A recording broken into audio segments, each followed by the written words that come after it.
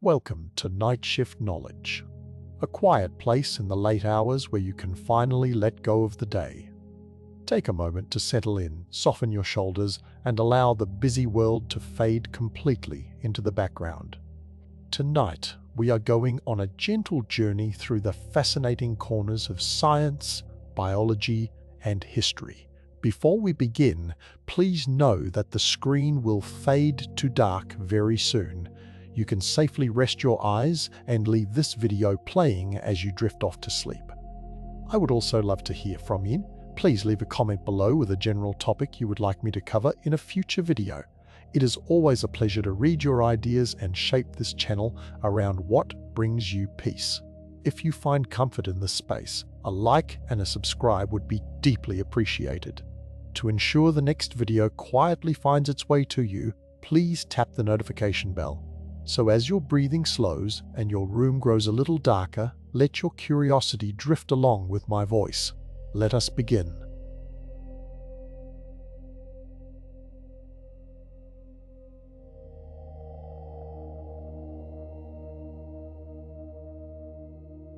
In the quiet of a winter morning, in the stillness of a remote valley in British Columbia, a strange new heartbeat began to pulse from deep space. It was late 2018. The vast, curved panels of a revolutionary telescope were listening. This was the Canadian Hydrogen Intensity Mapping Experiment, the CHIME telescope. Its purpose was to map the cosmos. But it caught something else. Something impossible. From 500 million light-years away came a flash, a blip in the data. A burst of radio waves so brief it lasted just milliseconds. A flicker, then nothing, then another, and another. This wasn't random noise, but a pattern. A rhythm was emerging from the cosmic silence. This was FRB 18916, a fast radio burst, and it would change everything. Imagine a burst of energy compressed into 1,000th of a second. A flash of radio light traveled for 500 million years across an unimaginable gulf of space to finally wash over our planet. In that single, fleeting moment, it unleashed more power than our sun produces in 80 years. The sun is that colossal furnace at the center of our solar system, burning for millions of years. Its lifetime output condensed into a millisecond. That is the scale of this thing. That is the paradox. It's like hearing a gunshot from another continent and realizing the sound was made by an explosion bigger than a volcano. But the shot lasted only an instant. And then you hear it again and again on a schedule. Because this signal wasn't just powerful, it was polite. It kept time. As the data piled up at CHIME, a pattern crystallized. The bursts would come for about 4 days. They'd chatter across the receivers. Then they would stop completely for about 12 days, a total silence. Then they'd start again on cue. 4 days of activity, 12 days of quiet. Add them together and you get 16 days. Not roughly 16 days, but precisely 16.35 days. A clockwork cycle of violence and calm, repeating unbroken. This was unprecedented, a mystery wrapped in 2 impossible facts. First, the energy. How can something so far away be so blindingly bright? Second, the timetable. Why would a natural cosmic event have such a perfect, predictable schedule? It felt almost artificial, like a beacon. But it was coming from a spiral galaxy, a place of stars and gas and natural chaos. 500 million light-years distant, in the constellation we call Auriga. So what was it? The discovery shattered assumptions. Fast radio bursts were already enigmatic. Most were one-offs, a single tremendous crack in the static never heard again. They were thought to be cataclysms, the final, dying scream of some star or collision. But a repeater? That suggested something else, something that survived its own outburst, something that could do it again. And a repeater with a 16-day calendar? That was something entirely new. A cosmic object with a regular heartbeat. It meant the source was not being destroyed, it was enduring. And it was orbiting, or wobbling, or cycling through some predictable phase. For the first time, scientists had a rhythm to study, a tempo to decode. This was the gift of FRB 189116. Not just another flash in the dark, but a pulse. An impossible pulse with a message in its timing. The silence between the bursts became just as important as the bursts themselves. That 12-day quiet period, what was happening then? Was the source turned away? Was it blocked? Was it simply resting? The 4-day active window. Was that a period of alignment? A time when a door opened and the energy could pour out toward us? Each cycle was a clue. A heartbeat from a distant galaxy offered a rhythm we could finally count. A rhythm that might hold the key to one of the universe's greatest puzzles. And so the chase began. To understand the pulse, to listen to its rhythm, and to ask the simplest, most profound question: what in all the cosmos is beating? So this signal, this impossible pulse from 500 million light years away, it wasn't the first of its kind, not by a long shot. To understand why its steady 16-day heartbeat was such a shock, you have to know the history, a history of ghosts in the static. Our story begins not with a telescope, but with a filing cabinet. Or, more accurately, a pile of old data tapes. The year was 2007. An astrophysicist named Duncan Lorimer asked his student, David Narkovich, to look through archival observations from the Parkes radio telescope in Australia. They were searching for pulsars. But buried in that mountain of data from the year 2001, they found something else, a single, brilliant spike. A burst of radio waves that lasted just 5 milliseconds. It came from somewhere far beyond our galaxy. And in that flicker, it released more energy than our sun puts out in a month. They called it the Lorimer burst. When they published it, the reaction was profound skepticism. Many scientists thought it had to be a mistake. A glitch, something local, maybe a microwave oven on the observatory campus being opened mid-cycle. The signal was so powerful, so fleeting, and so isolated, it seemed almost too strange to be real. For years, it stood alone. An astronomical curiosity, maybe a fluke. Then more began to appear. Other telescopes found them. Flickers in the data.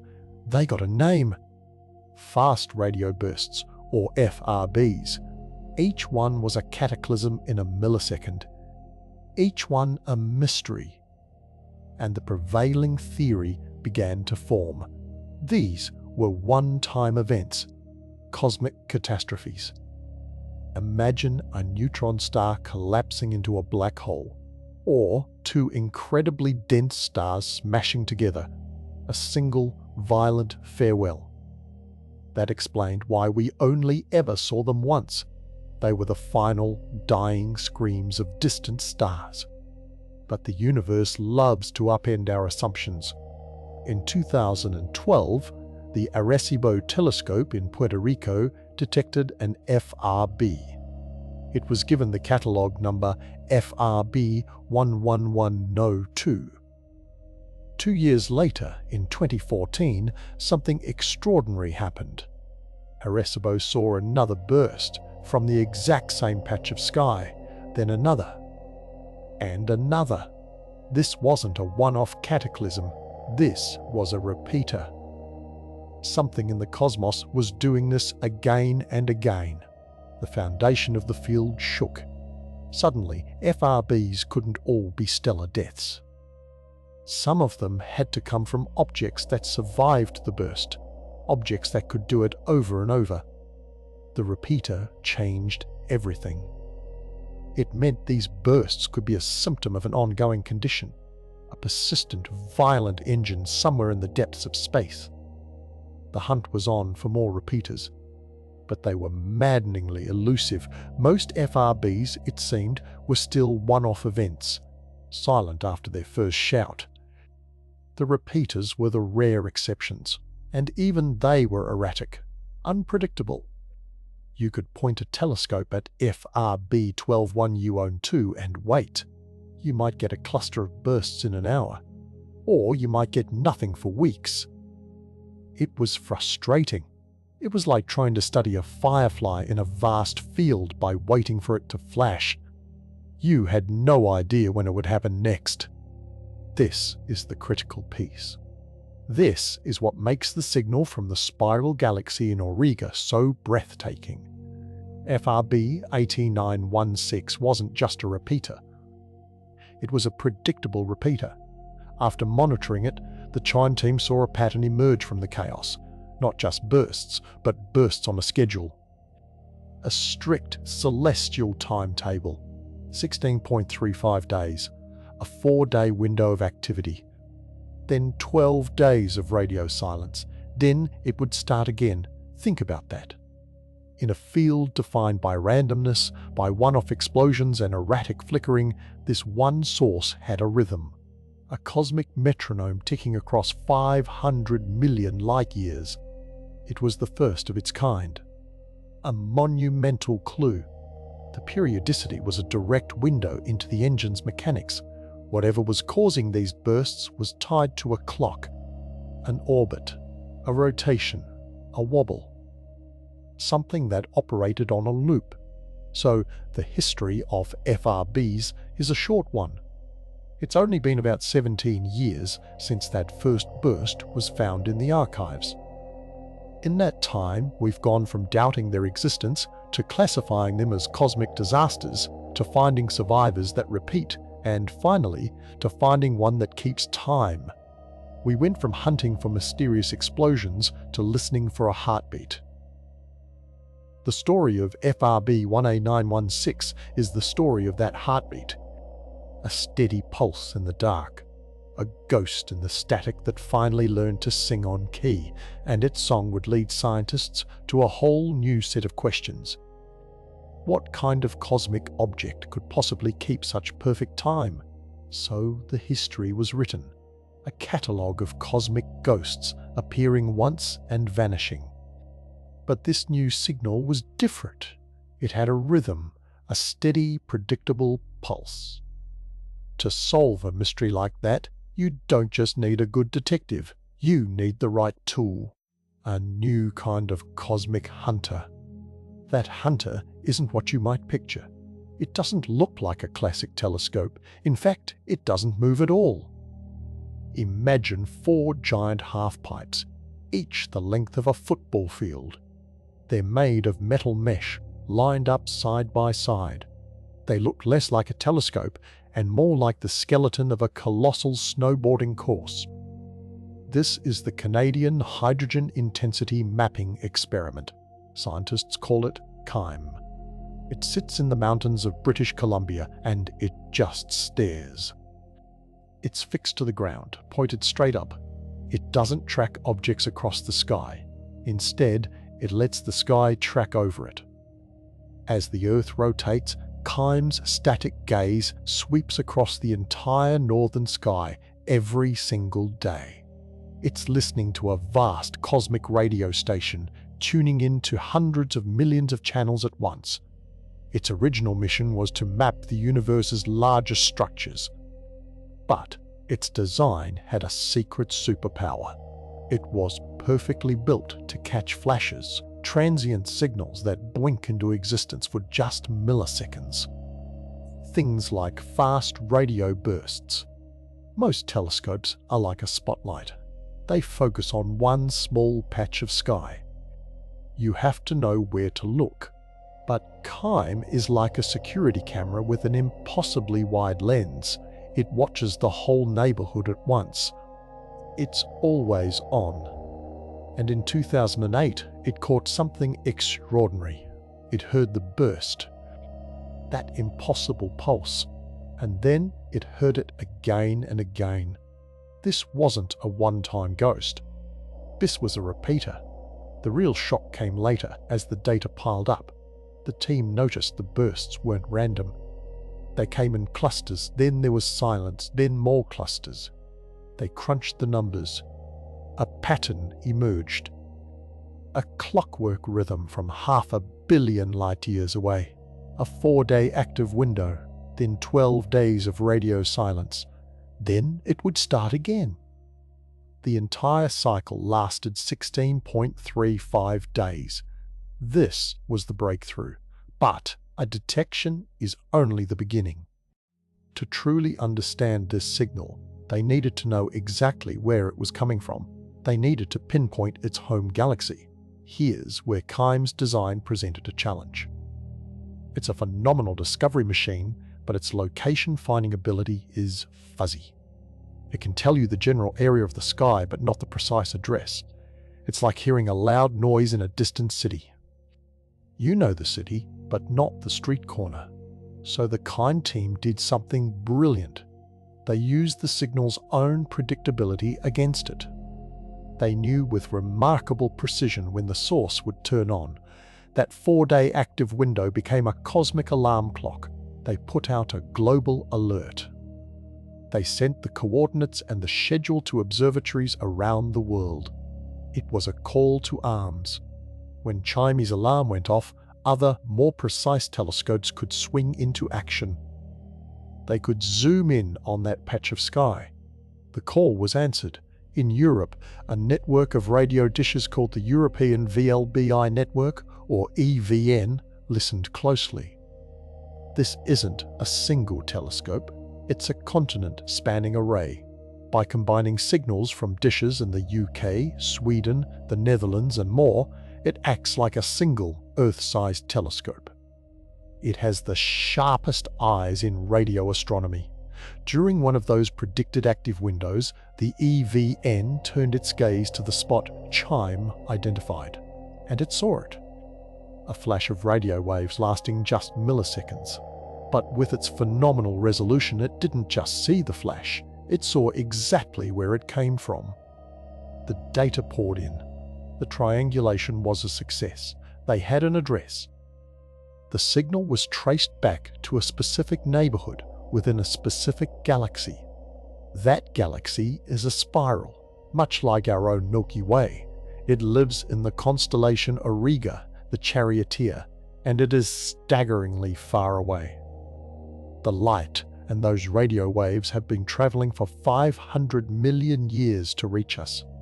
When this signal began its journey, life on Earth was just beginning to crawl onto land, but the pinpointing got even more precise. The signal wasn't coming from just anywhere in that spiral galaxy. The data placed its origin in a particular region, a star-forming region, a stellar nursery. A place where gas and dust collapse to birth new stars. A place of immense cosmic energy and chaos. Think about that. This incredibly powerful, perfectly timed signal, this enigmatic cosmic beacon. It's broadcasting from a nursery, from one of the most dynamic and creative places in any galaxy. This changed everything. Knowing the location ruled out whole categories of theories. It wasn't coming from the empty void between galaxies. It was from the bustling, messy, vibrant downtown of star formation. The hunter, Chime, had made the initial catch. Its wide net snagged the repeating rhythm. Then, through global cooperation, the world's sharpest radio eyes zoomed in. They followed the trail to its end. A spiral galaxy. A stellar nursery, a cosmic address, 500 million light-years distant. The mystery now had a location, a home. But with that answer came a deeper, more perplexing question. What, in that cradle of new stars, could possibly be ticking with such perfect 16-day precision? What kind of cosmic clockwork is built in a place like that? So we have the Hunter, the Chime telescope, and we have the target, this strange new signal with a rhythm, a steady, predictable pulse in the cosmos. Now, the real work begins. That rhythm, that 16-day cycle, isn't just a quirk, it's a clue. A giant, flashing clue written in radio waves. It's the key that might unlock what this thing actually is. Think about that for a moment. Something out there 500 million light-years away is doing the same thing over and over on a cosmic schedule. For about 4 days, it's chatty. It sends out these unimaginably powerful millisecond shrieks. Then, for 12 days, it goes completely silent. Then it starts again, 16.35 days total. That's not random static. That's a pattern. And in astrophysics, a pattern is a story waiting to be read. So, what kind of cosmic object keeps time like that? What has a natural clock with a 16-day tick? Scientists immediately began sifting through the possibilities, and 2 leading theories rose to the top. 2 very different dances in the dark. The first theory is a dance for 2. Imagine a binary system, 2 stars orbiting each other. One of them is the powerhouse, the thing creating the bursts. Most likely, a highly magnetized neutron star called a magnetar. It's spinning wildly, and with each spin, its intense magnetic field can twist and snap, releasing those blistering fast radio bursts. But it's not alone. It has a companion, perhaps a massive, bright star. A star that blows out a fierce wind of charged particles. For 16 days, these 2 stars waltz around each other. And for about 4 of those days, our view from Earth is clear. We have a direct line of sight to the neutron star. We hear its bursts loud and clear. But then, for the next 12 days, the neutron star moves behind its companion. The companion's thick, windy atmosphere swings into our line of sight. That stellar wind acts like a fog. It scatters or absorbs the radio signals. To us, the bursts vanish. They're still happening, but we can't hear them. It's a cosmic eclipse, not of light, but of radio waves. The cycle isn't the burst turning on and off, it's our window opening and closing. The second theory is a solo act. A wobble. Picture a spinning top. As it slows down, it doesn't just spin. It starts to wobble. The axis of its spin begins to trace a slow circle. That's called precession.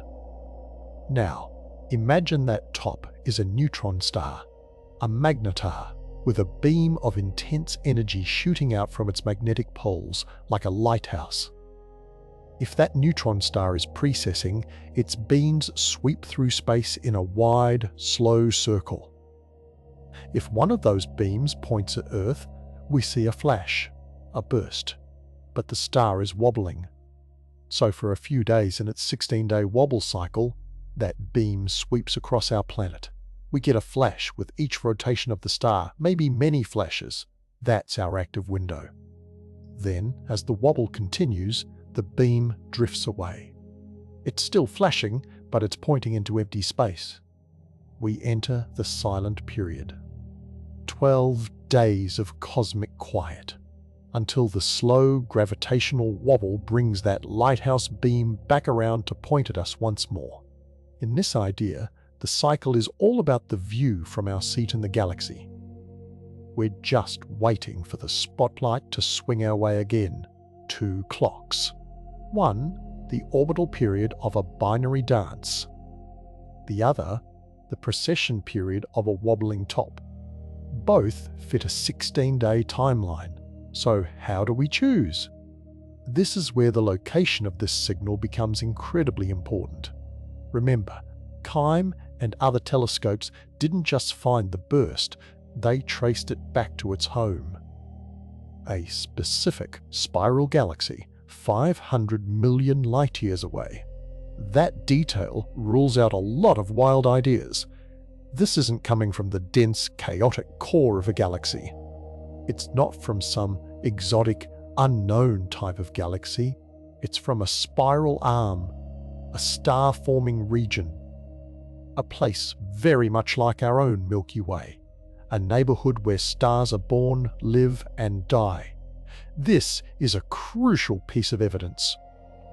It tells scientists they're probably dealing with something that forms from a star, a stellar corpse, like a neutron star, not something from the extreme realms of supermassive black holes.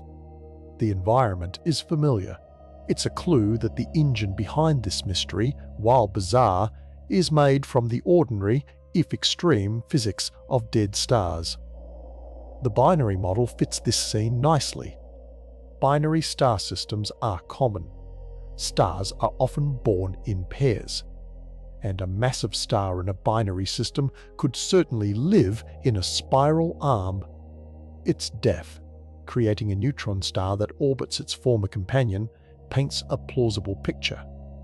The precessing magnetar model also fits. A young, wildly magnetic neutron star could easily be born in that same star-forming region. So, the puzzle isn't solved. But the edges are coming together. The periodic silence points to a clock. The galactic address points to a stellar origin.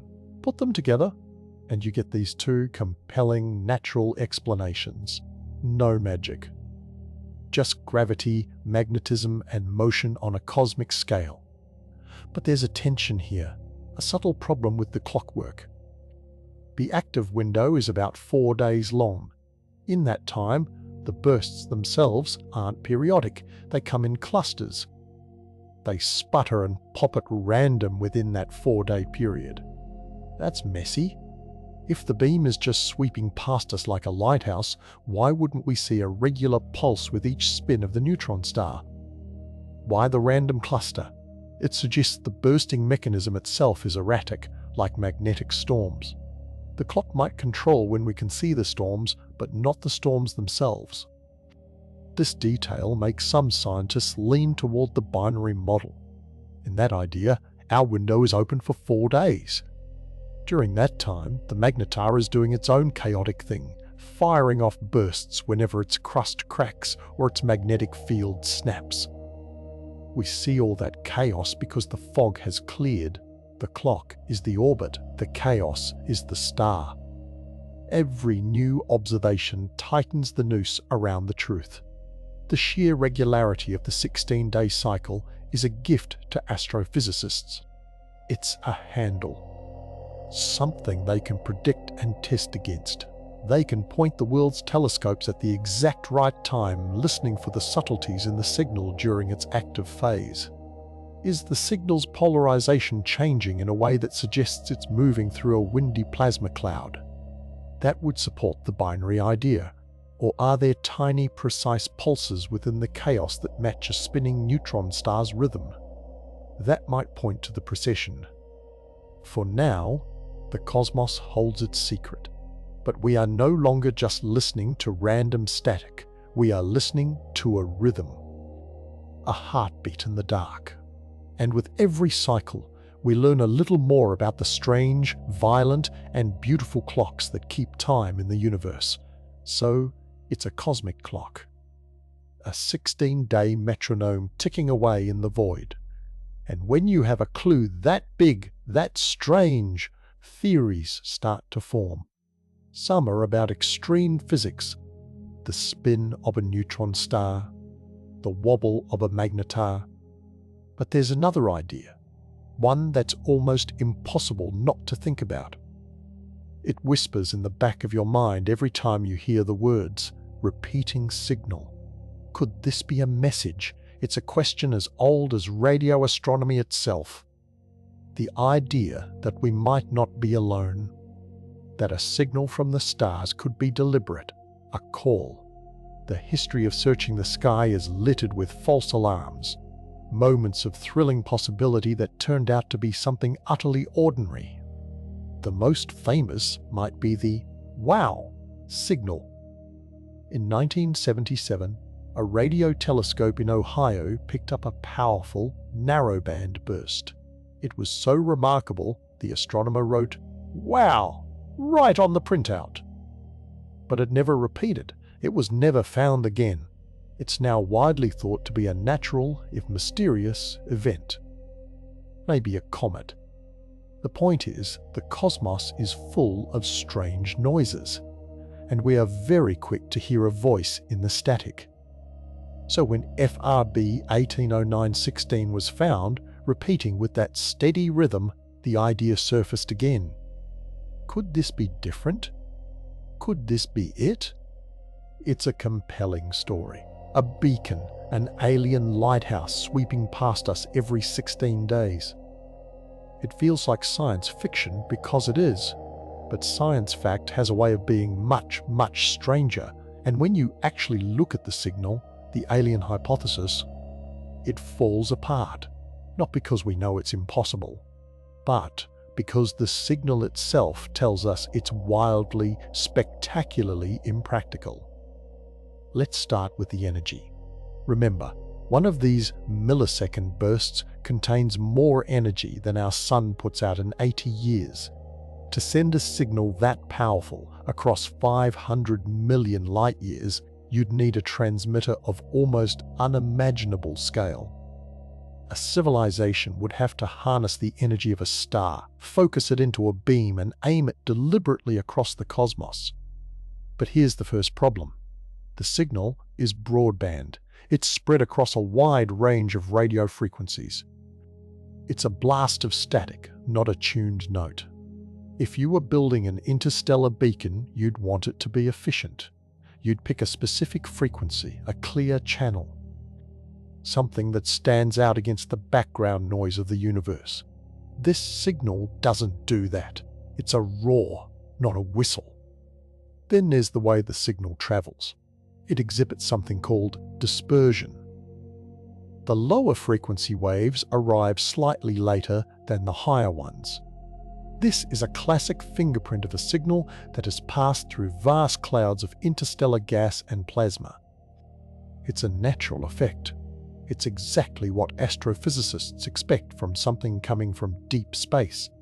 An artificial signal designed to be clear would likely compensate for this scatter. This signal wears its interstellar journey plainly. It says, I have come a very, very long way through a lot of stuff. But the biggest clue against the beacon idea might be the clockwork rhythm itself. That 16-day period. Think about it. If you were an advanced civilization trying to get attention, why would you build a beacon that only transmits for 4 days out of 16? That's incredibly inefficient. You'd want it on all the time. Or you'd use a pattern that carried information. A prime number sequence perhaps, something that screams design. This periodicity to scientists doesn't look like a message. It looks like a constraint. A symptom of physics. It's the natural rhythm of an object, an orbit, a wobble, a spin. It's a signature of a machine, but a cosmic one, governed by gravity and magnetism, not intelligence. This is where Occam's razor comes in. It's the principle that the simplest explanation, the one that requires the fewest new assumptions, is usually correct. In this case, we have two choices. 1. We've discovered the first evidence of an alien civilization. A civilization with godlike power to harness stellar energy. A civilization that chooses to broadcast a wasteful, scattered signal in a cryptic, inefficient pattern across 500 million light-years. A civilization whose existence would rewrite everything we know about biology, society, and technology. Or, option 2, we've discovered a new, extreme type of astrophysical object, one that operates under the known laws of physics, even if we haven't seen all the pieces put together quite like this before. We already know neutron stars exist. We know magnetars, with their insane magnetic fields, exist. We know things in space orbit each other. The 16-day cycle fits perfectly into that known universe. It's a puzzle, but the pieces are familiar. For the scientific community, the choice is clear. The alien hypothesis isn't just unlikely. It's an unnecessary complication. It adds more mysteries than it solves. As one astronomer put it, It's not impossible. But you don't invoke super advanced aliens when a spinning neutron star will do the job. The rhythm of FRB 180916 isn't a message, it's a diagnosis. It's telling us about the object's size, its mass, its environment. It's the heartbeat of a cosmic monster. This doesn't make the discovery any less profound. In fact, it might make it more so.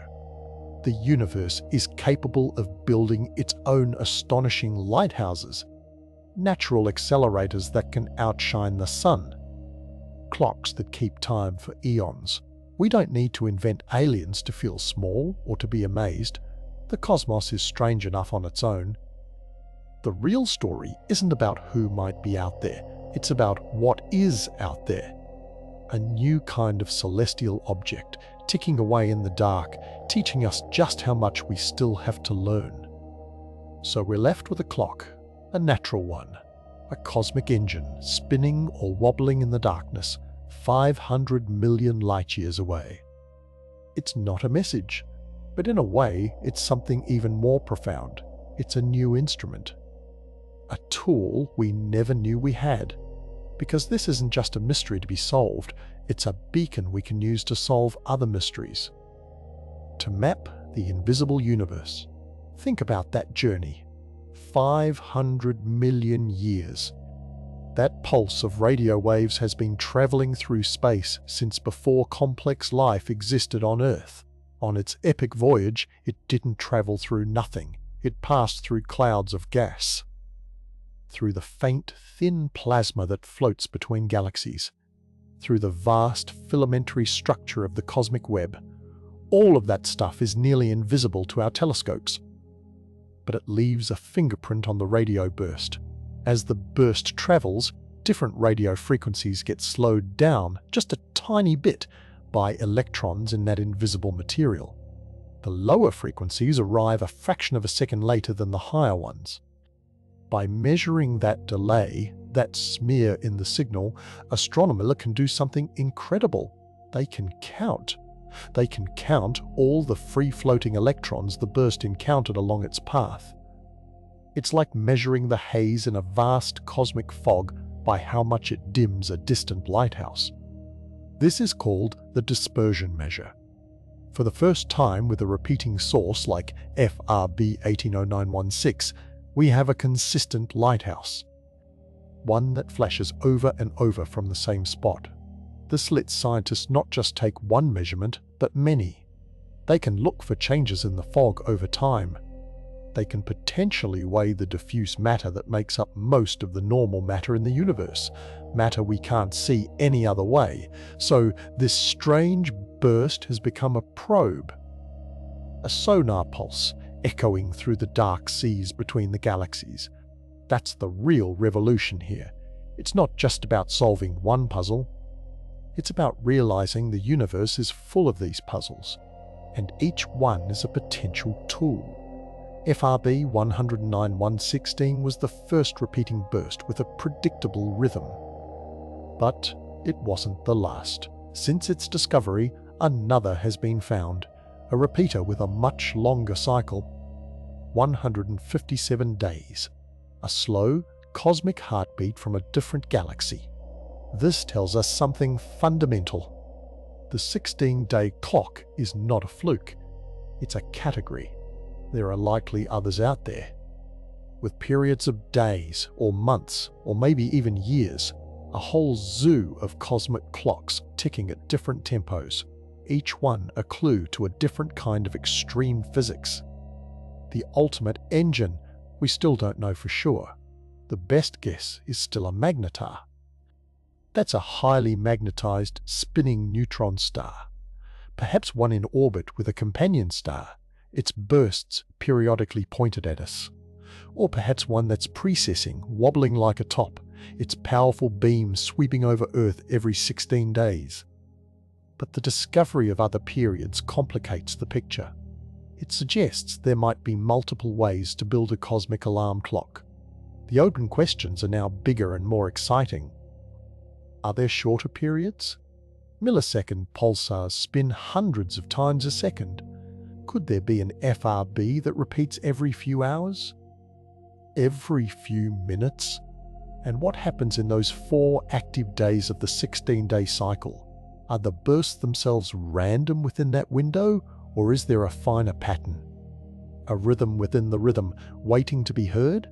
These questions drive the new generation of telescopes. They listen now not just for one-off bursts, but for patterns, for repeats, for the telltale tick of a clock. CHIME, the telescope that found our burst, is getting more powerful. Other facilities around the world are joining the hunt in a global network. They're listening for the echoes of cosmic violence, transformed into data points on a graph. There's a philosophical payoff to all this, one that goes beyond the physics. For centuries, we looked up and saw a static sky, the fixed stars, the orderly planets. Then we learned it was all in motion, violent, chaotic motion. Stars exploding, galaxies colliding, black holes shredding matter. Now, with FRB 189-116, we find a new kind of order within that violence, a precise rhythm, a timing so regular it feels almost engineered.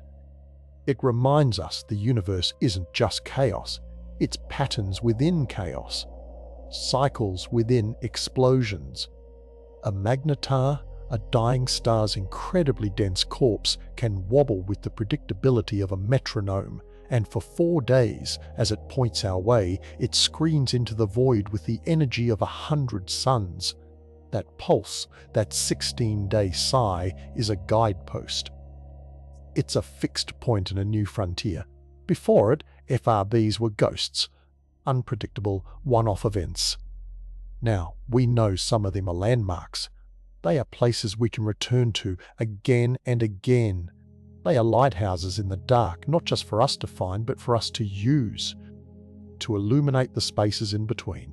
So the story of FRB 18916 doesn't end with an answer. It ends with a new beginning. A new way of listening. We tuned in and heard a clock.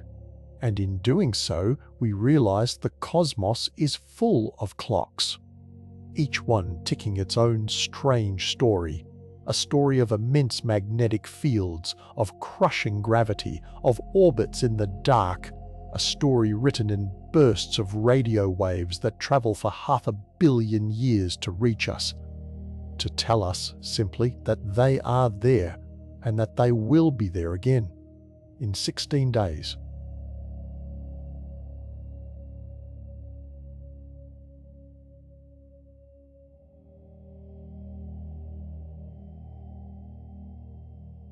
We have reached the end of tonight's topics, and it is time to let your mind completely unwind. Whatever you learned tonight, let it fade into a soft hum as you drift off. Thank you for being a part of Night Shift Knowledge and sharing this quiet space with me. Remember to leave a topic suggestion for next time if you are still awake, but for now, just rest.